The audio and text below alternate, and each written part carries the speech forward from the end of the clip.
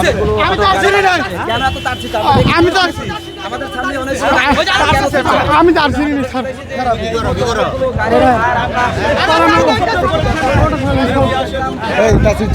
আমি দার্জিলিং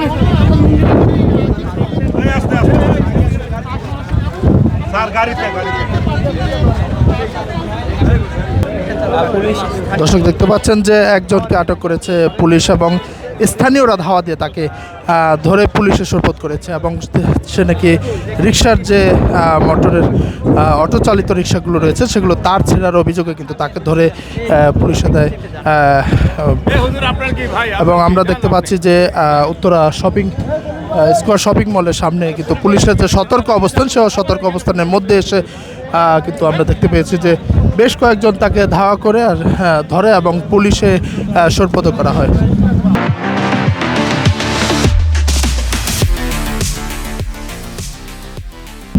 পুলিশ কিন্তু আটক করে তাকে নিয়ে যাচ্ছে এমন দৃশ্য কিন্তু আমরা দেখতে পাচ্ছি।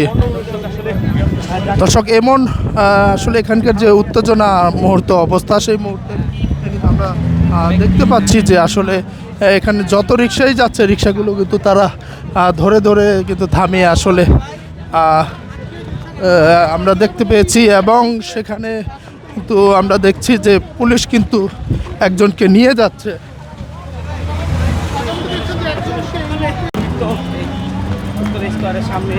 পুলিশ কিন্তু একজনকে আটক করে নিয়ে যাচ্ছেন এবং আমরা দেখতে পাচ্ছি যে উত্তরা স্কোয়ার শপিং মলের সামনে যে সমস্ত রিক্সা সড়ক দিয়ে চলছিল তাদেরকে কিন্তু বিক্ষুব্ধ কয়েকজন আসলে রিক্সার যে অটোরিকশার তারগুলো ছিঁড়ে ফেলে এবং তারই অভিযোগে কিন্তু প্রেক্ষিতে তাকে ধাওয়া দেয় স্থানীয়রা এবং তারা কিন্তু ধরে পুলিশে সোপর্দ করে এবং পুলিশ কিন্তু তাদের মধ্যে তাকে কিন্তু আসলে আটক করে এবং আমরা দেখতে পাচ্ছি এই দৃশ্য এবং উত্তরা স্কোয়ার শপিং মলের সামনে থেকে কিন্তু তাকে আটক করে নিয়ে আসে পুলিশ এবং সেই দৃশ্য আমরা আপনাদেরকে দেখানোর চেষ্টা করছি এবং আমরা জানি যে রাতভর যে সংঘর্ষের ঘটনা ঘটেছে সেই ঘটনার প্রেক্ষিতে কিন্তু পুলিশ কিন্তু উত্তরা স্কোয়ার শপিং মলের সামনে সতর্ক অবস্থানে রয়েছিল এবং ঠিক সেই মুহূর্তে কিন্তু একজন কে কিন্তু আটক করে পুলিশ এবং আমরা দেখতে পাচ্ছি যে কিছুক্ষণ আগেও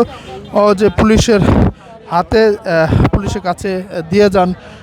এমন একটি হাতে তুলে দিয়ে যান একজনকে। এখানকার স্থানীয় যারা রয়েছেন তারা কিন্তু তাকে কিন্তু ধাওয়া দেয় এবং এক পর্যায়ে সে পুলিশের সামনে আসলে তাকে কিন্তু পুলিশের কাছে সোপর্দ করে এবং আমরা দেখেছি যে পুলিশ তাকে একজনকে আটক করে নিয়ে আসেন পুলিশের গাড়িতে নিয়ে বসেছেন এবং আমরা দেখতে পাচ্ছি যে উত্তরা স্কোয়ার যে শপিং মল সেই শপিং মলের সামনে এখনও পুলিশের যে সতর্ক অবস্থান সে সতর্ক অবস্থান এবং উত্তেজিত যারা বিক্ষুব্ধ রয়েছেন তারা কিন্তু এখানে এখনও ভিড় করছেন এবং সেই দৃশ্য কিন্তু আমরা আপনাদেরকে দেখানোর চেষ্টা করছি।